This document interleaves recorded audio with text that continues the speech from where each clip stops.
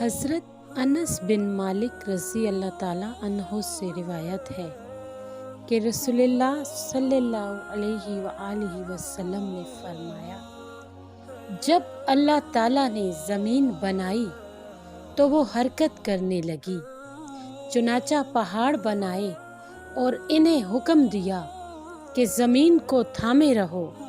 فرشتوں کو پہاڑوں کی مضبوطی پر تعجب ہوا تو انہوں نے عرض کیا، اے رب، کیا آپ کی مخلوقات میں پہاڑوں سے زیادہ سخت بھی کوئی چیز ہے؟ اللہ تعالیٰ نے فرمایا، ہاں، لوہا۔ عرض کیا، لوہے سے زیادہ سخت بھی کوئی چیز ہے؟ فرمایا، ہاں، آگ۔ عرض کیا، اس سے سخت؟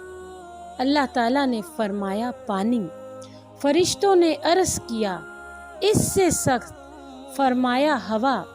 عرض کیا، اس سے بھی سخت کوئی چیز ہے؟ فرمایا، ہاں، اس سے بھی سخت ہے، اور وہ ابن آدم ہے جو دائیں ہاتھ سے صدقہ کرتا ہو اور اس کے بائیں ہاتھ کو بھی خبر نہ ہوتی ہو۔